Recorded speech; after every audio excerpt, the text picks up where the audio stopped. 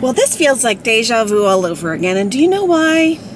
Because I did this just 8 months ago, and by this, I mean move. Mr. Lyons and I have spent the better part of this weekend moving some of our items over slowly to the new old house. I know our objective was to move as much as we could that did not require movers, which means the furniture. All of our clothes are there currently. Most of the kitchen, all I did was keep 2 plates and 2 bowls and 2 sets of silverware here at the rental. It's T-minus 2 days before the movers come, so we are trying to get in as settled as possible and obviously save money and optimize our time with our movers because they get paid by the hour. So, hello friends, welcome back to this week's vlog. Can you tell that I'm here, there, and everywhere? Although it's in such a good way. So it was just a really, really great week. I'm feeling so energized by this summer so far, and I certainly hope you are too. I had a very, very productive week with work, feel really great with all of my clients on top of all of our work, and getting inspired with their designs, and just feeling great about the wedding season approaching. And now, of course, we have a new beginning, starting at a home that we will now own in Michigan, which feels so good. After 3 years of being in this rental house, it's been so lovely. We've certainly gotten to know the area much better and create pockets of community, which is fantastic, and obviously hone in on where we wanted to be, which turns out that's exactly where we are.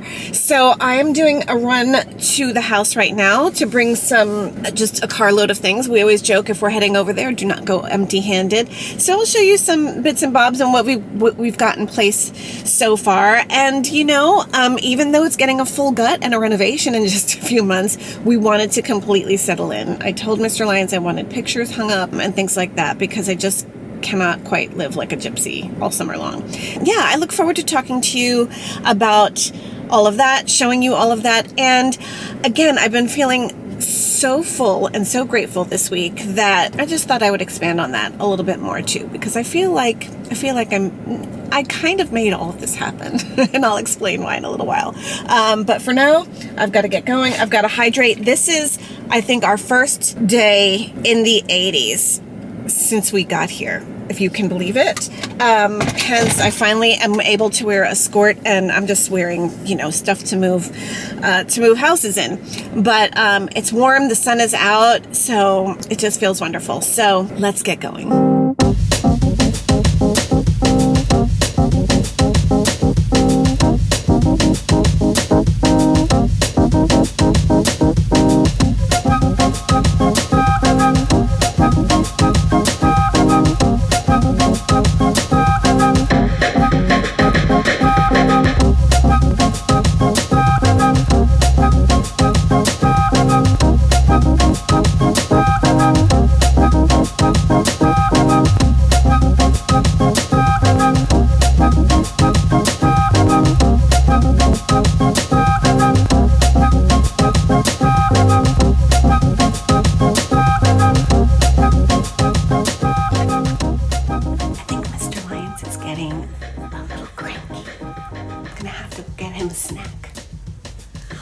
Well, I just took a little break, had some strawberries, tried to boost my energy back up. It has been a very physical couple of days, flights of stairs and everything, but I'm feeling really, really good about where we are right now. I think the kitchen is all but unloaded. We have to bring our pots and pans still and the contents of our refrigerator. Otherwise, we're pretty good to go. I wish it were easy, and I don't know why, very silly. I thought that I could sort of copy and paste how I had everything laid out in the other kitchen. Well, the other kitchen was much larger than this kitchen, so it didn't quite work out that way, but Mr. Lyons and I worked together trying to figure out where things go and the best we could do in the meantime before, in a few months, hopefully, God willing, this renovation will start, and then I'll have to figure out where things go all over again, but I look forward to that. So yeah, I feel really, really good. Actually, just coming down and sitting down here to speak with you at this moment made me just sort of exhale, and looking around, you can see I sort of got the table set. I have a little red and white gingham there just to kind of celebrate the 4th of July. And of course, Cherry Festival here, which begins imminently. It is buzzing around town lately. I'm all of a sudden feeling like this is our place. And that feels really, really, really good.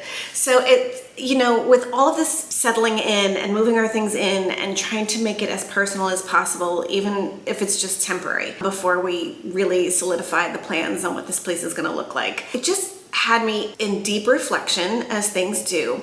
And I don't know how many of you, those who are close to me, in my circle and just in my periphery, know that I'm pretty woo-woo.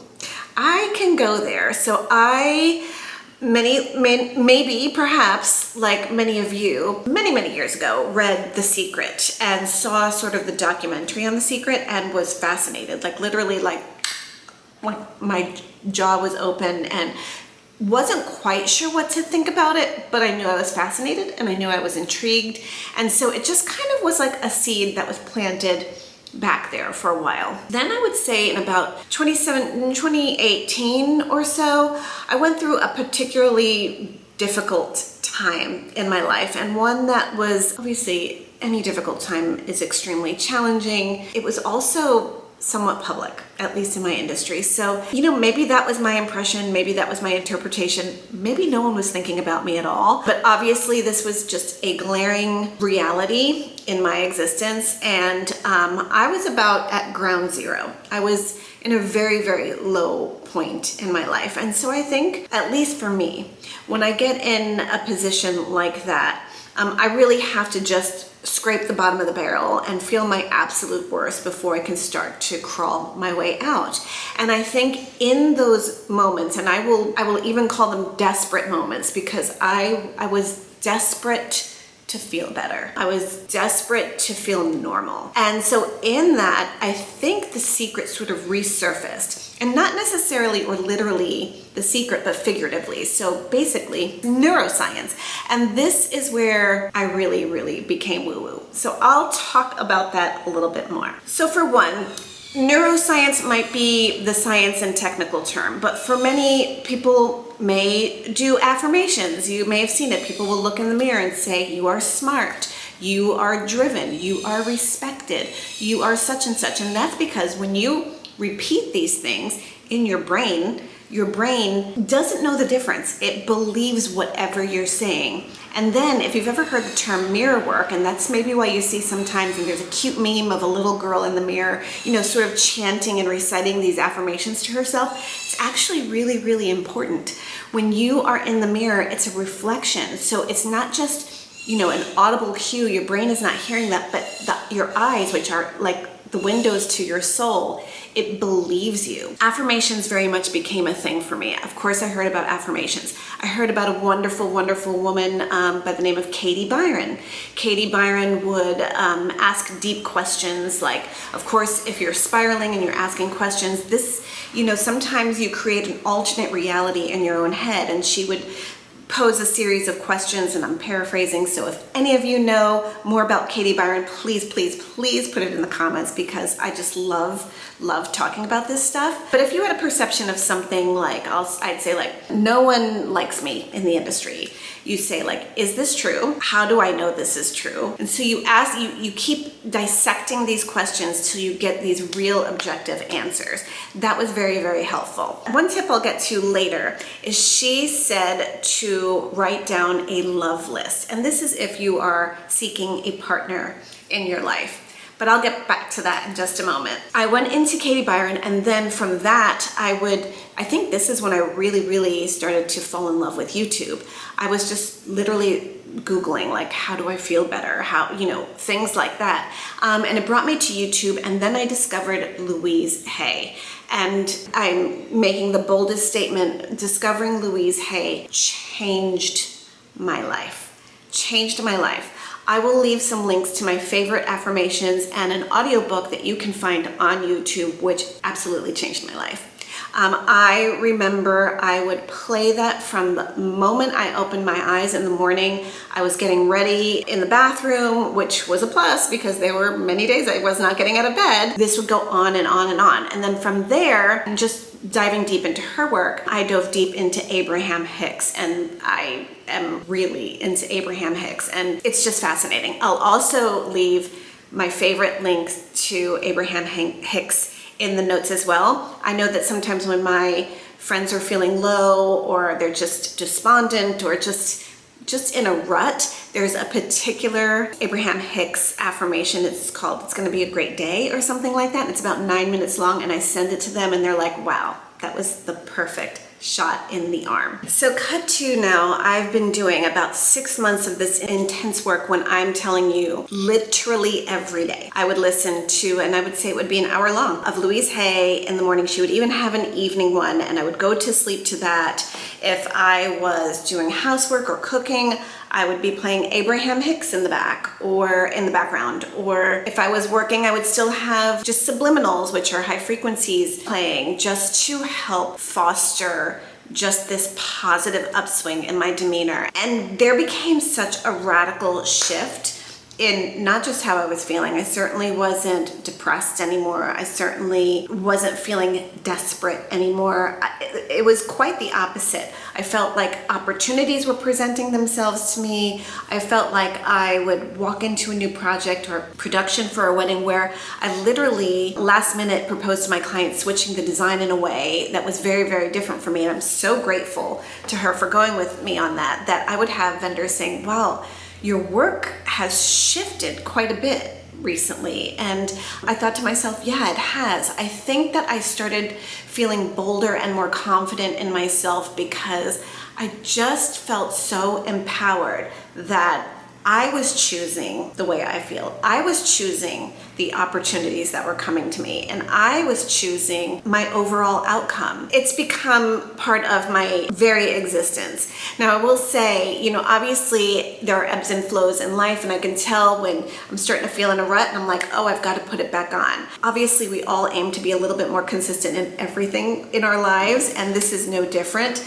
But I know without a shadow of a doubt, with 100% certainty, that this works. But the misconception here is that you think you're going to say these affirmations and feel better the next day, or you're going to say, I attract abundance, and all of a sudden a pile of money comes your way. And it just doesn't work like that. As a side note, this is neuroscience, but it's also quite spiritual. But I grew up in a very, very religious family. I grew up Roman Catholic. I went to Catholic school all the way through my second year of college. So faith in that regard, I'm no stranger to.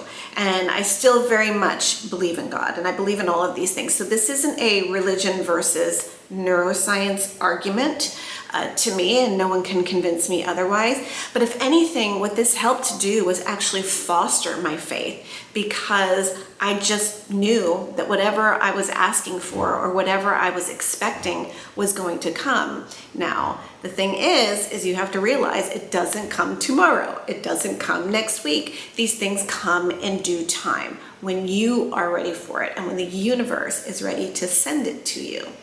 So this brings me to, again, months and months, perhaps a year later. And, I will say this, I've told Mr. Lyons this when we first met, I was never looking to get married again. I really wasn't. In fact, I joked all the time that I kind of wanted to be like Goldie Hawn and Kurt Russell. Like, I just wanted to find my person, and I wanted to go on adventures, and I wanted to have a really fun, joyful, loving life. And I wanted to find someone to ride off into the sunset with. I didn't need to be married. But I think that me projecting this as I was meeting new people, meeting new gentlemen, was just that confidence that I had taught myself through all of these practices. So back to Katie Byron. Katie Byron, I think on part of my YouTube exploration, I saw an interview where she was on the Oprah Winfrey Show many, many years ago. I want to believe maybe it was even the 90s. And I'm only basing that on, I think, Oprah's hairstyle.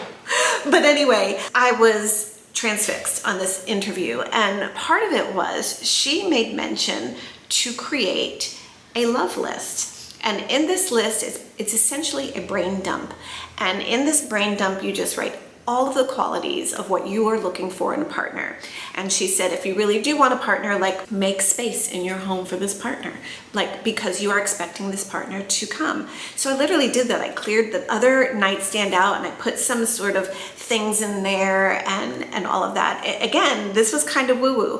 And then I was like, you know what? One day I was like, I'm going to make this list. Side note, I still have this list. I still have it in a notebook. It was actually a journal, a notebook I was keeping through this entire thing. And honestly, I love from time to time to go back and read this because I can see how far I have truly come from just sort of an emotional and mental capacity. I wrote this love list, and I think I want to say there were 34 to 36 of these items on the list. When I was ready to start dating again, I was like 48. I wasn't going to bars. I still had a teenager at home, and all I did was work. So, and I just didn't want anyone in my industry. No offense. Didn't want to. I felt like I needed a little separation there from the industry versus my personal life. I wrote this list, and then I went on, as dating apps go, I went on Match.com. And I liked Match.com because you can put these parameters in there and it sort of would match you to someone. Also, as the type A girly that I am, I liked it because it would give you a percentage. I would meet a couple of gentlemen for some that were like an 83%, and I'm like, that's a solid B, you know, I'll go. I'll have a cup of coffee or something. And then actually I was seeing a gentleman who we were like 86%. And I'm like, oh, okay. I totally get why. We could talk on the phone for hours. We had so much to talk about. We have so much in common. As an aside, we are still really good friends, and he is also remarried. So hello, Patrick, if you were watching. We just, in the end, just admitted to each other that there was no chemistry there. So anyway, cut to, I meet on one fateful February a connection, and it is one Mr. Lyons. And I look and I'm just like, this is strange. And I wasn't going strictly on looks alone. Of course, I think my husband is handsome. It wasn't so much that. It's like I would check these things off, and all of a sudden this thing came back and it said like 96%. And I was like, that can't be right. It can't be right. So obviously, we all know how this ends, don't we? Obviously, we met, I think from the first time we saw each other, we've never stopped seeing each other, and I'm so glad for that. Also, he had just moved to Winter Park at that time, and I think I met him within a couple of weeks of that he moved here. So he jokes often that I was his first friend in Winter Park. That was super fun. Anyway, I go to the love list, and I think out of the 36 or 34, all I know is that whether it was 34 or 36 qualities or characteristics I had put down on this list, we were four away. And I'm telling you, I got super specific. Like I said, 6'2" or higher. Must dance and will dance with me at a wedding or a party. Must like Disney. He had never really been to Disney before we met, but we went on one date to Disney, and in that same day, he bought an annual pass.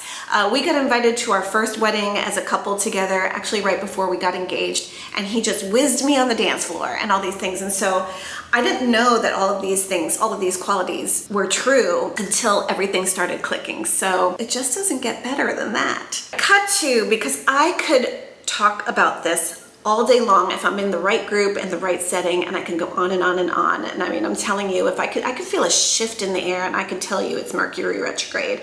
And I have a girlfriend, Danny, who's just like that. So we know it's retrograde. We send each other that like crazy emoji. This is kind of one of my favorite things, because this is probably the most short-term receipt I've ever gotten. So before we left for Orlando last summer, after spending the summer here, I would drive down to an area in Traverse City, and I would walk the same 3 blocks. Again, I love where we have been living. It just wasn't a very walkable neighborhood. So I would drive often to this area, and it was the night before we left. And I drove to this area, and I walked this series of 3 streets, and I just kept saying, this is my dream for our summers. This neighborhood, this area, I want to live here. You know, we left last summer with a great deal of uncertainty.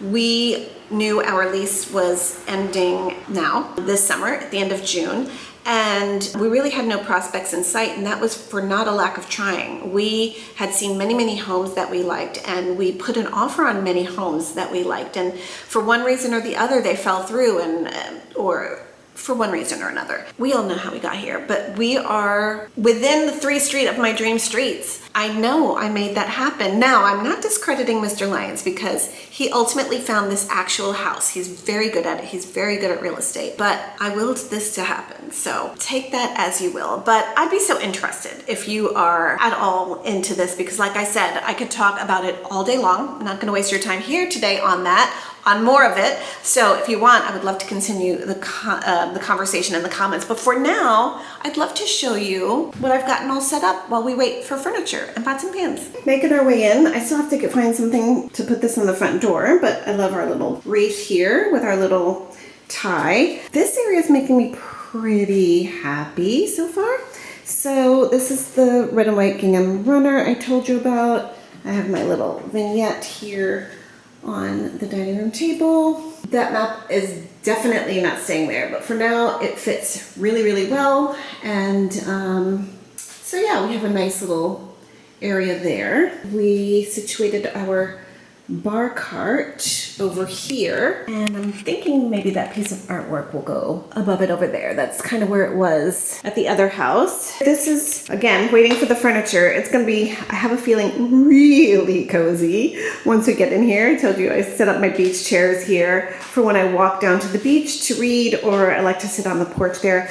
A lot of people spend time on their porches here, and it's so, so sweet. I mean, it's really, really sweet. They have entire meals out there and everything. So again, just some things we're waiting, like the coffee table to come in and things like that, so I can put these things where they need to go. Thinking some of this artwork will go here. This is empty because what used to be someone's office is now going to be our primary bedroom. So that's gonna be cozy. We had a revelation today, like, goodness me, where do the dogs' things go? Like their bowls and everything. So while I was lamenting about this negative space over here, it's actually going to serve us well. So we'll put their bowls here, their water, and everything like that. Our little bathroom, a lot of my skincare and all that stuff is still at the house, obviously. So this may fill up this area. It's so funny.